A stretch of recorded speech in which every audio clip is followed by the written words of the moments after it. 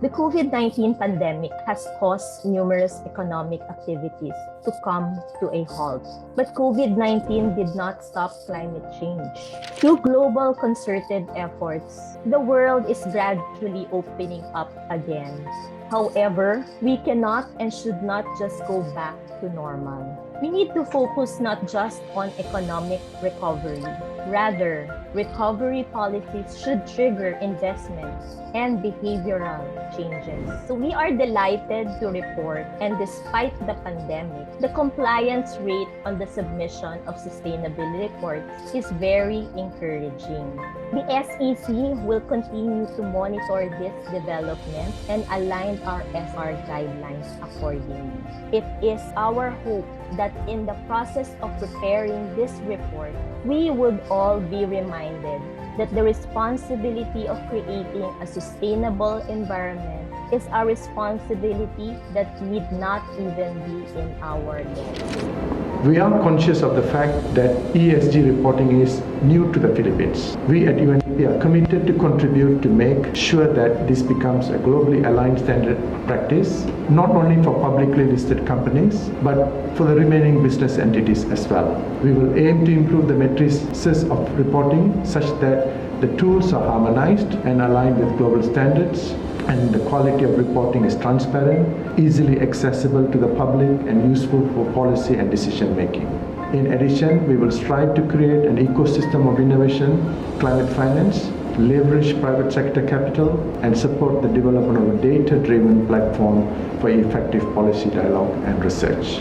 By working together, we believe we can make a difference and ensure we do our part to make this earth a healthy place for the future generations to live in. We do not negotiate on anything that will compromise sustainable industrial development, poverty eradication and provision of basic needs, securing social and climate justice and energy security. We need to underscore as well that mitigation, which refers to any action that brings down the level of greenhouse gas concentration in the atmosphere, that will be pursued as a function of adaptation, which refers to action that increases the adaptive capacity of our communities. This simple statement bears a lot of meaning to us as a developing country, but we have a high potential to develop given the nexus approach in our development pathways to pursue multi-stakeholder, whole of society, whole of government in pursuing the just transition towards mitigation actions, and of course securing development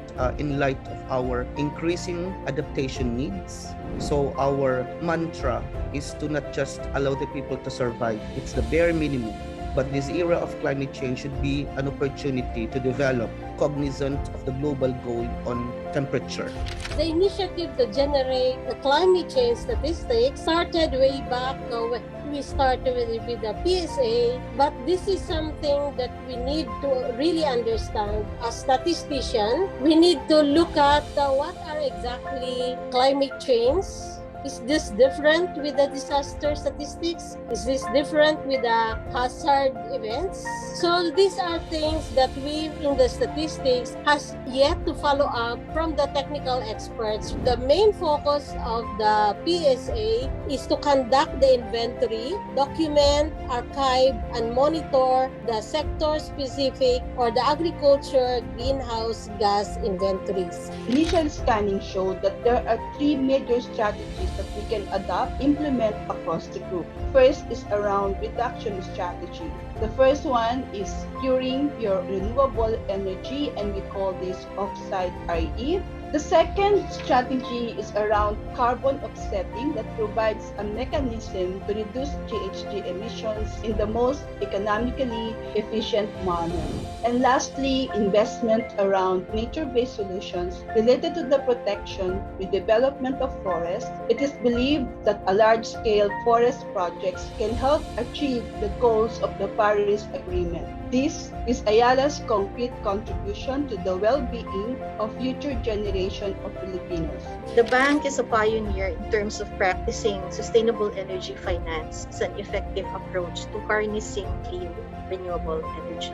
As early as 2010, BDO had partnered with the International Finance Corporation to create its Sustainable Energy Finance Program that would address environmental and social concerns in terms of lending. It enforced a social and environmental management system in terms of lending operations. It integrated environmental risk assessment and management in terms of responsible finance. And it also contributed significantly to accelerating low-carbon energy in the country.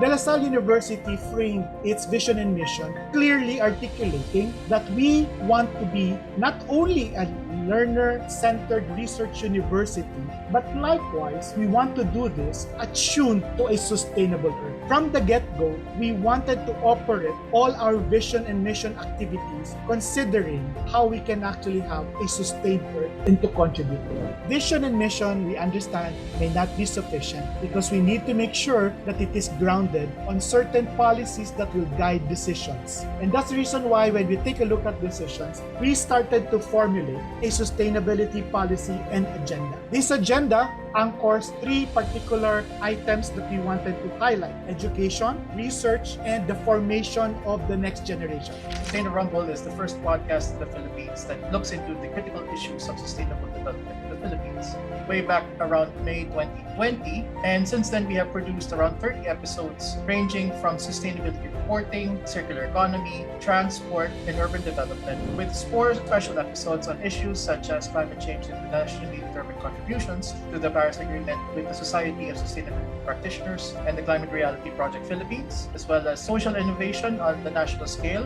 with the organization Six Wayfinder and plastic pollution with the United Nations Development Program.